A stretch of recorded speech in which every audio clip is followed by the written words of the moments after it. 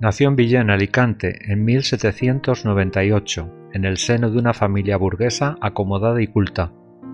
A los 13 años cursó estudios de filosofía en Murcia, que los completaría de forma autodidacta con estudios de historia, literatura y geografía. Estudió leyes en la Universidad de Orihuela, terminando sus estudios a los 23 años. Al año siguiente ingresó en la Milicia Nacional y participó en las agitaciones políticas del Trienio Liberal. Fue detenido y llevado preso a Novelda. Gestionada su libertad por sus familiares, se refugió en Francia. En 1824 regresó a España y tras obtener nuevamente el título de abogado, ejerció en Villena, Alicante y Madrid. El año 1834 fue el punto de arranque de su carrera política, al obtener escaño por Alicante en el estamento de procuradores. Militante en el grupo más avanzado del progresismo, se convirtió en el político más combativo contra el Estatuto Real y en defensor del restablecimiento de la Constitución de 1812. En las siguientes legislaturas obtuvo acta de diputado y realizó brillantes discursos, destacando por su palabra fácil, abundante y rápida. Tras el pronunciamiento de la Granja, fue nombrado ministro de Gobernación en el gobierno de Calatrava. Tomó parte muy activa en la redacción de la Constitución de 1837 y fue elegido presidente del Congreso de los Diputados. Fue diputado por Madrid en los años 1838, 39 y 40.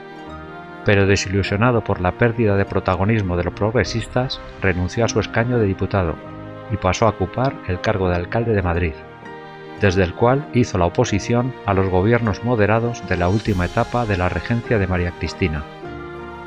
Durante la regencia de Espartero formó parte de la oposición progresista que acabó con el gobierno del marqués de Valdeterrazo, al presentarle una moción de censura denunciando el abandono del programa progresista puro y la corrupción administrativa. Tras la caída de Espartero, Joaquín María López se hizo cargo de la presidencia del gobierno provisional en julio de 1843, en el que entraron tanto las fuerzas progresistas como moderadas, que habían expulsado a Espartero. Pero las circunstancias eran tan difíciles que el gobierno no pudo sacar adelante un programa serio y sólido, por lo que cayó 3 meses después. Decepcionado, abandonó la primera línea de la vida política. Aquejado desde abril de 1854 de cáncer de lengua, falleció en noviembre de 1855 a los 57 años.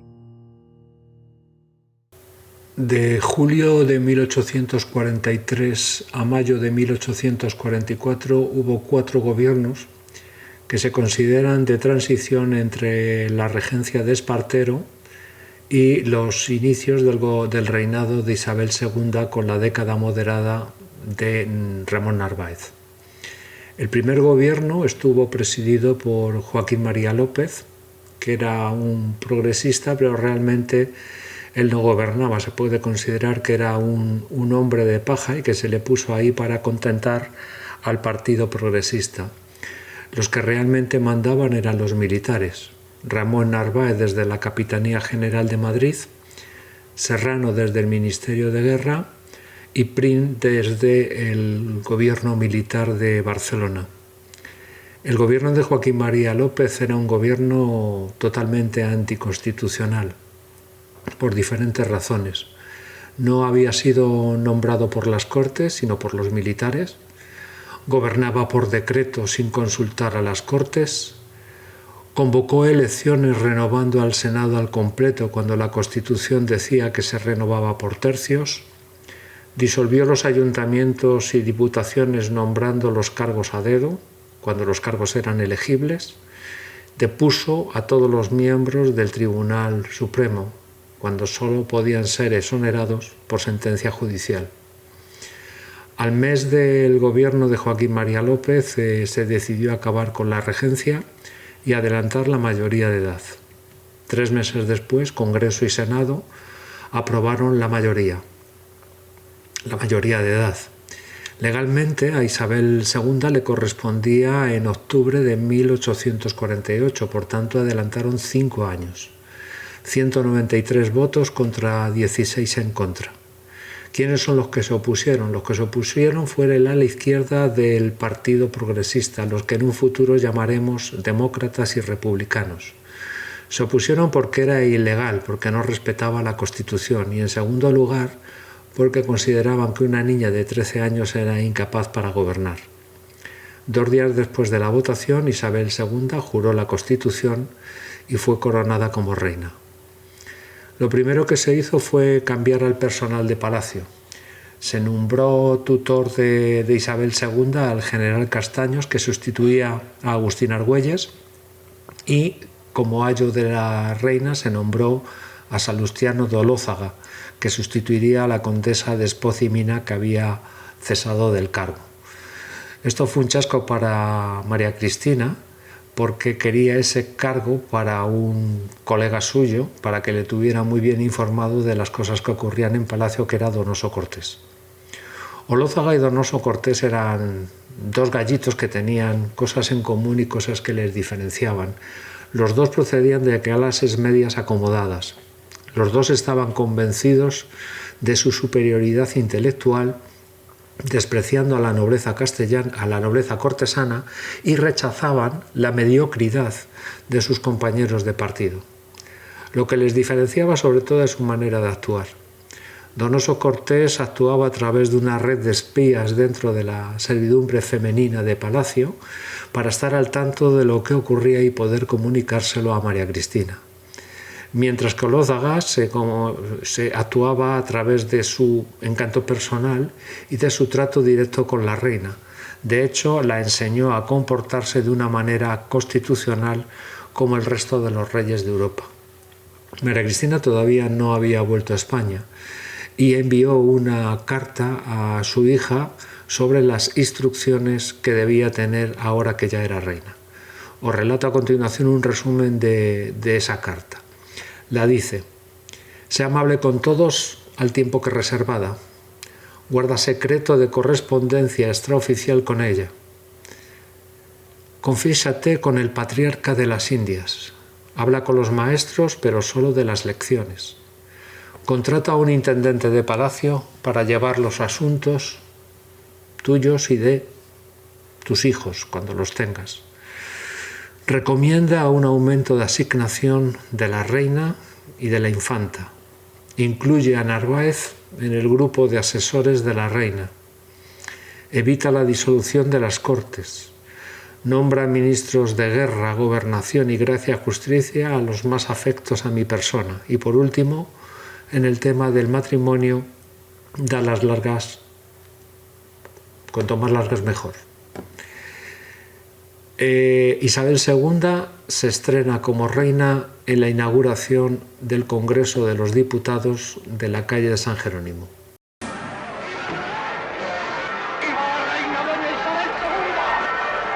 Derribado Espartero y ante la falta de regente, las Cortes declaran mayor de edad a Isabel II, que acaba de cumplir 13 años, y la proclaman reina.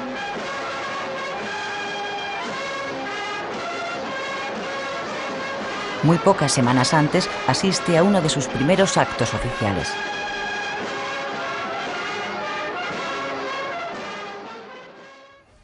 Estas 2 paletas tienen un alto valor simbólico. Esta sirvió a la reina Isabel II para poner el día 10 de octubre de 1843 la primera piedra de este palacio, del Palacio del Congreso de los Diputados. Y esta otra es la que utilizó el rey don Juan Carlos para colocar la primera piedra de las obras de ampliación del palacio. En los orígenes del régimen constitucional en España no existían edificios adecuados para la celebración de cortes. Se utilizaban para este fin teatros e iglesias, dado que eran los únicos edificios que disponían de espacio suficiente para la reunión de los diputados. Así ocurrió en Cádiz durante la ocupación francesa, donde las Cortes tuvieron 2 sedes, el Teatro Cómico de San Fernando y el Oratorio de San Felipe Neri.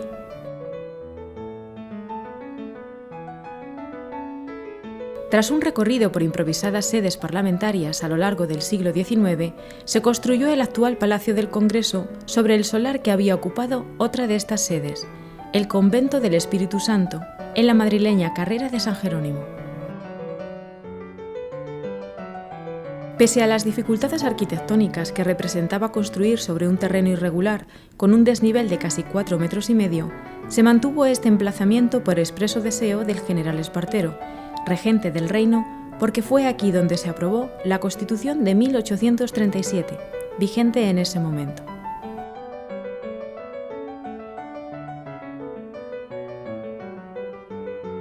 Se presentaron hasta 14 proyectos y resultó elegido el del valenciano Narciso Pascual y Colomer. Su obra arquitectónica constituye uno de los mejores ejemplos del neoclasicismo romántico español del siglo XIX. Para la construcción del edificio se estimaron 2 años, pero la obra se prolongó durante 7 y se llevó a cabo con técnicas más propias de la época artesanal que de la industrial. En el proyecto participaron los oficios más diversos, de algunos de los cuales hoy se ha perdido la tradición: cabestreros, canteros, cerrajeros, vidrieros, plomeros, carreteros, tapiceros o alfombristas. Se guardan en el archivo del Congreso los membretes de las numerosas empresas proveedoras de materiales que contribuyeron a levantar el palacio. El coste total de su ejecución fue de 17.660.914 reales y 29 maravedíes.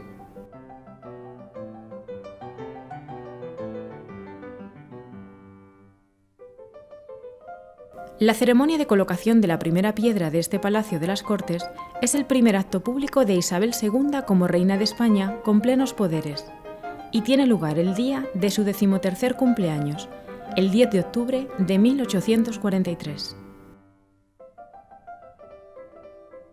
En el archivo del Congreso se conserva el arca de plomo introducida en la piedra fundamental, donde se colocó un ejemplar de la Constitución de 1837, los periódicos del día, el acta de esta ceremonia y la paleta de plata con la que la reina realizó el primer cimiento. La sesión regia de apertura de las Cortes en el nuevo palacio se celebró el 31 de octubre de 1850. Al tiempo que vuelven los moderados desde su exilio y se organiza el Partido Moderado, el gobierno de Joaquín María López disuelve las juntas que habían nacido para derrocar a Espartero. Estas juntas reclamaban la formación de una junta central formada por representantes de dichas juntas para descentralizar el poder. La decisión de disolver las Cortes, a pesar de que Joaquín María López era un progresista, tuvo una respuesta contundente. Se produjeron una serie de revueltas y todas ellas fueron disueltas con suma facilidad por no contar con ningún apoyo del ejército. Excepto la que se produjo en Barcelona, que duró 3 meses, todas ellas no duraron casi nada. Un altre dels grans bombardejos de Barcelona es va produir quan encara no feia ni un any del d'Espartero.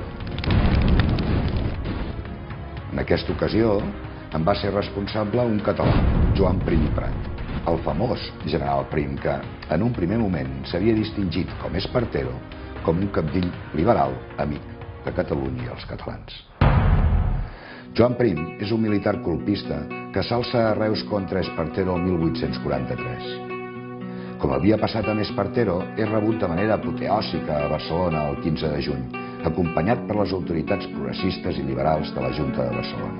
Posteriorment, un cop es va aconseguir la destitució d'Espartero, el general Narváez s'erigeix com el nou home fort d'una Espanya a l'empara de l'exèrcit totpoderós i Prim és nomenat governador militar de Barcelona. La nova administració de Narváez va prescindir de les autoritats catalanes un cop va aconseguir el poder de Madrid.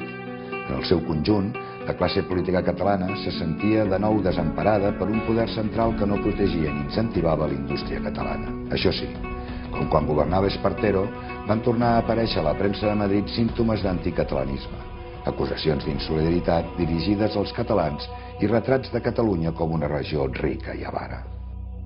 La burgesia industrial del nostre país es trobava atrapada entre 2 focs. Per una banda, el govern de Madrid era incapaç d'emprendre reformes positives per l'economia industrial catalana i la descentralització política. Per l'altra, les classes populars sotmeses a una enorme pobresa protagonitzen en aquell moment un nou aixecament armat a Barcelona. És anomenada Revolta de la Gemància. la darrera gran revolta popular barcelonina del segle XIX, la dels menestrals i poble menut, la de la població més pobra de Barcelona, que es radicalitza per les serioses dificultats que té per alimentar-se. D'aquí el nom de Jamanci, del taló, jamà o jamà, que vol dir menjar. Esclats de violència i episodis de guerrilla urbana se succeeixen entre el 2 de setembre i el 20 de novembre. Prim fuig preventivament de Barcelona mentre la burgesia de Barcelona es refugia a Gràcia, on hi ha aleshores una important presència de l'exèrcit. Gràficament es consuma així el distanciament entre els sectors liberals i els radicals i republicans. Aquesta divisió interna, en el si de la societat catalana, va provocar, al capdavall, el fracàs de tots dos grups i el càstig de Barcelona. El general Prim torna a Barcelona el 17 d'agost de 1843 i la rebuda de les autoritats municipals va ser glacial. Prim es presentava com el representant de Narváez i de la política de Madrid. I decideix d'intervenir arran d'un alçament a Sant Andreu del Palomar en suport de la revolta. És aleshores quan inicia un duríssim bombardeig que va durar 2 mesos. I ho fa des de la Ciutadella, Montjuïc, Gràcia, Sarrià, Sants i des del Sant Andreu mateix. També des dels vaixells de guerra ancorats al port. I entre el 6 de setembre i el 18 de novembre de 1843 es va viure un autèntic horror. La ciutat va quedar, després de més de 4.800 impactes registrats, pacificada a la força, amb més de 300 morts i amb una tercera part dels edificis destruïts. I encara avui podem veure un projectil de canó incrustat a la façana de l'edifici que fa cantonada al carrer Sòcrates amb carrer Gran de Sant Andreu, coneguda com la Casa de la Bomba. En la història de Barcelona es recorden les jornades del 22, 23 i 24 d'octubre com especialment cruentes. I es diu que és d'aquí, d'aquests esdeveniments i d'en mateix Prim, d'on surt la famosa frase «caixa o faixa», tot i que és difícil d'assegurar-ho. Entre la caixa, perdre la vida, o la faixa, ascendir en la carrera militar, Prim, amb el bombardeig sobre Barcelona, havia aconseguit fer-se amb la faixa, és a dir, amb el grau de general. La por revolucionaris va fer que la burgesia industrial i les classes més riques de Barcelona es posessin del costat de Madrid, de l'exèrcit i de Prim. I en aquell moment queden en un segon pla les discrepàncies entre el poder polític madrileny i el poder industrial català en matèria econòmica. La por a la revolta va fer que la nostra burgesia estigués d'acord amb el bombardeig. Doctor Julián Romea, de qui pren nom el famós teatre barceloní, dedica poemes a Prim en el qual se'l compara amb el Cid Campeador. I per la seva banda, Bonaventura Carles Aribau dedica al general un poema en què exalta la brutalitat del bombardeig. Després del sever bombardeig, els sectors més conservadors es van adonar novament que l'acord amb els sectors immobilistes de Madrid era una quimera.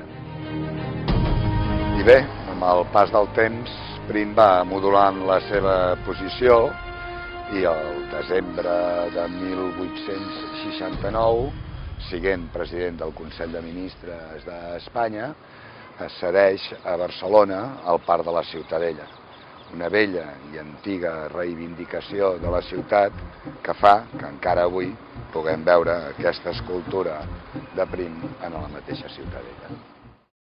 2 días antes de la proclamación de la mayoría de edad de Isabel II, se produjo un atentado contra Ramón Narváez cuando iba de camino al teatro. En la calle Desengaño atacaron su carruaje. Narváez salió ileso, pero uno de sus ayudantes murió en el atentado.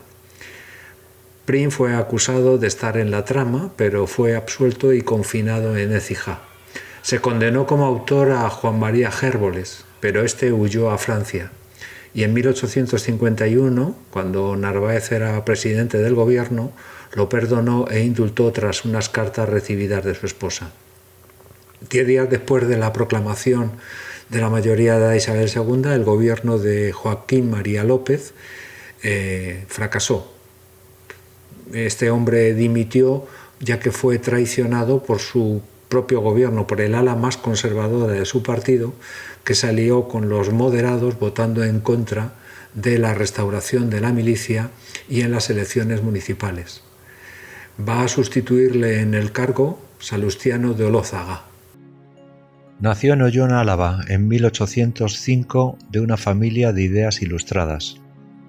En 1819 se trasladó a Madrid, donde su padre había logrado una plaza de médico en el Hospital General.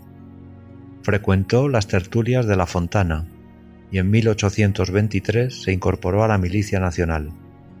Con la vuelta del absolutismo permaneció un tiempo oculto en las provincias de Málaga y Granada. Volvió a Madrid y llevó una vida de recogimiento y estudio, que le permitió en 1826 graduarse como bachiller en leyes por la Universidad de Valladolid. Participó en la conspiración liberal de Torrijos de 1831, siendo arrestado y conducido a la cárcel de la Villa, de la que se escapó con la ayuda de su hermano José, y se exilió en Francia.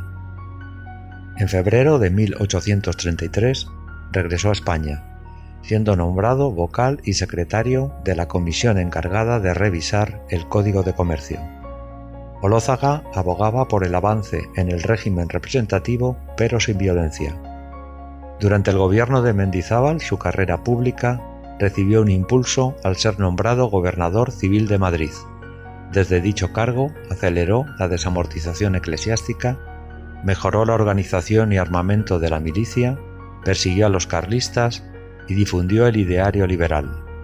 A la caída de Mendizábal encabezó la oposición progresista al gobierno de Istúriz. Apoyó a Espartero en un primer momento, pero sus relaciones se enfriaron al no ser elegido para presidir el gobierno.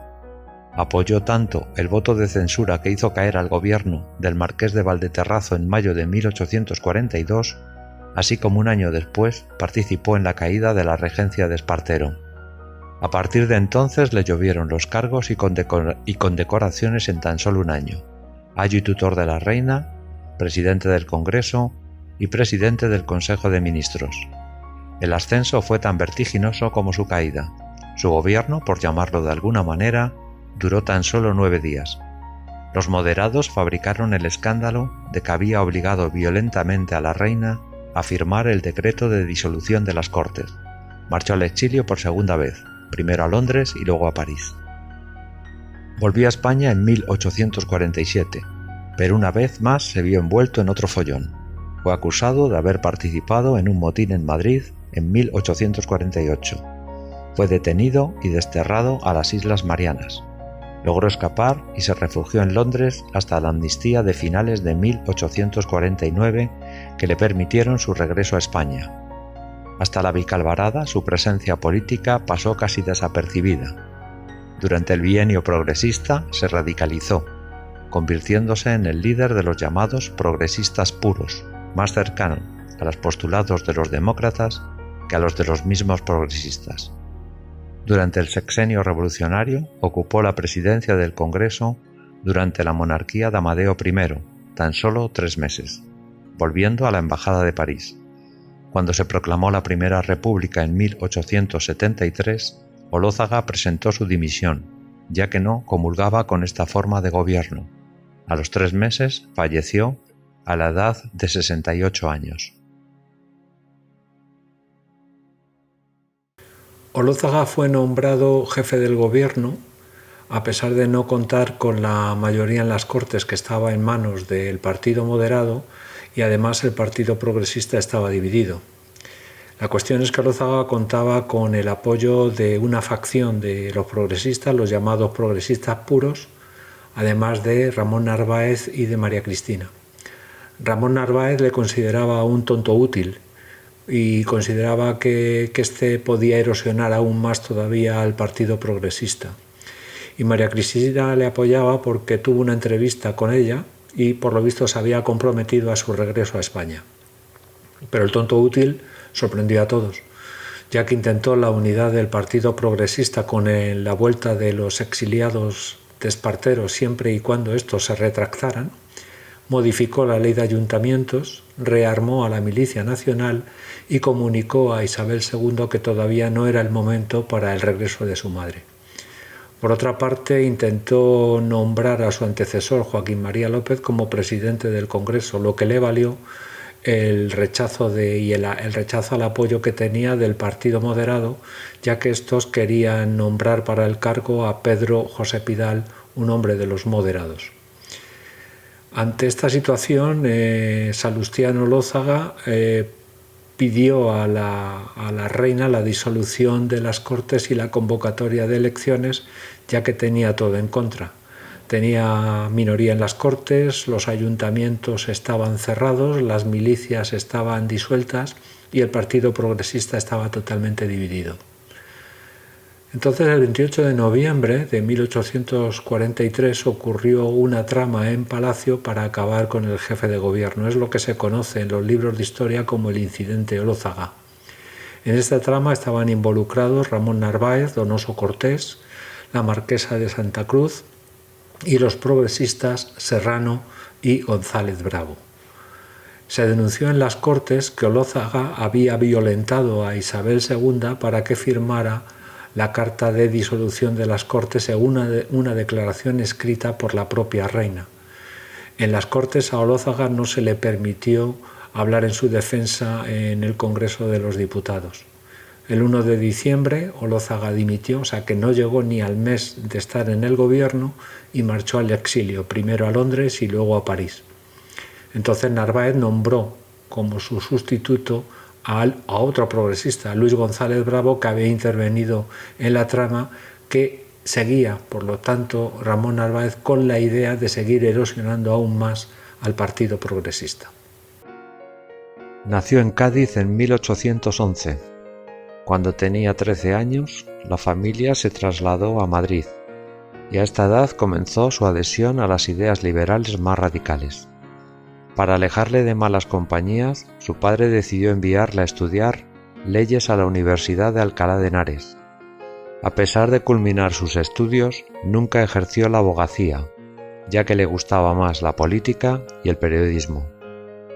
Desde mediados de la década de 1830 comenzó a publicar artículos en El Español, caracterizados por su mordacidad y dureza, bastante alejados de la línea editorial del periódico, por lo que en 1839 decidió fundar su propio periódico, El Guirigay, donde publicaba sus hirientes comentarios, no todos verdaderos, sobre María Cristina, a la que llegaría a llamar ilustre prostituta, lo que motivó el cierre del periódico el 7 de julio de ese mismo año.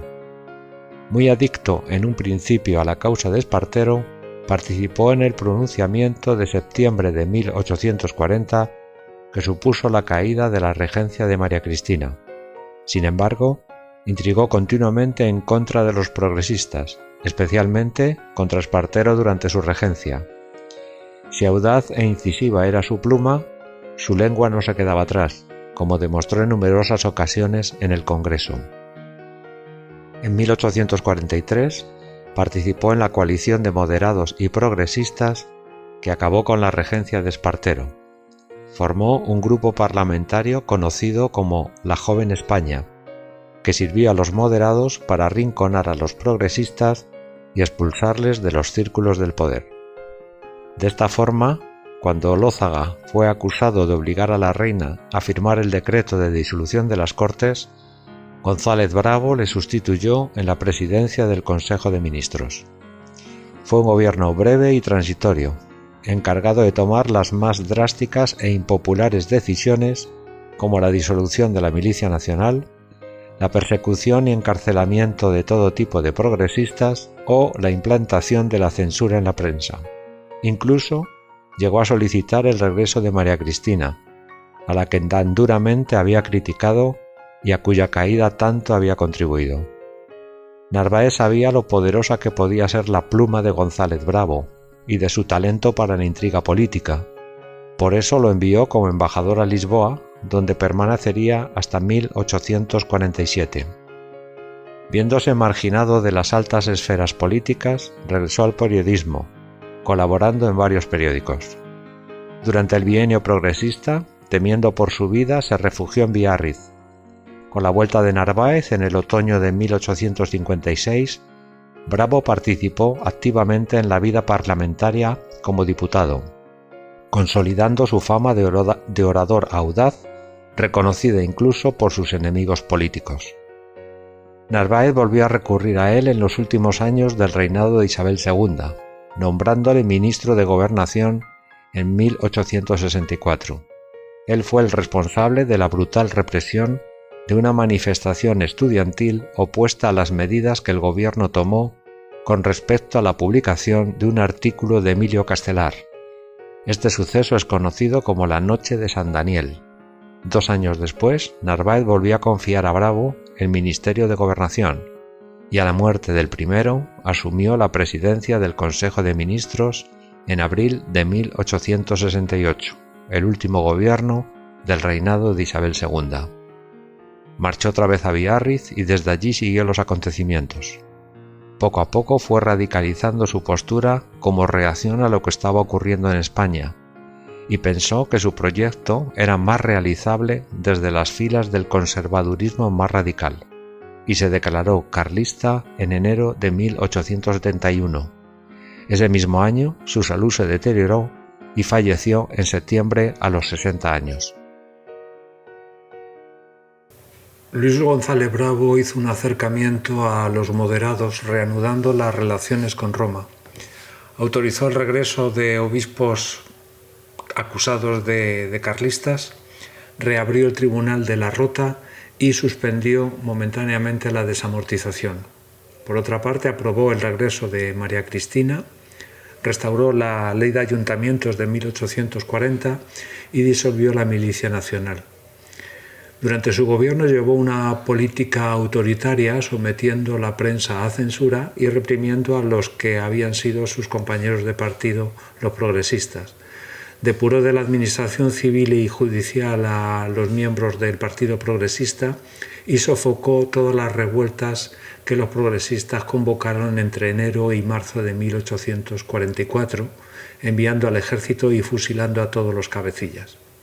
Narváez había conseguido su objetivo. Había debilitado al Partido Progresista mostrando a la opinión pública que eran unos violentos y presentándose a los moderados como garantes del orden público y de la legalidad. Cuando Luis González Bravo dejó de serle útil, se lo cargó. Presentó su dimisión el 4 de mayo de 1844, fue enviado a Lisboa como embajador y estuvo allí hasta el año 1847. A partir de ahora se abre una etapa en el reinado de Isabel II que van a ser 10 años de gobiernos moderados, lo que se conoce en la historia como la década moderada.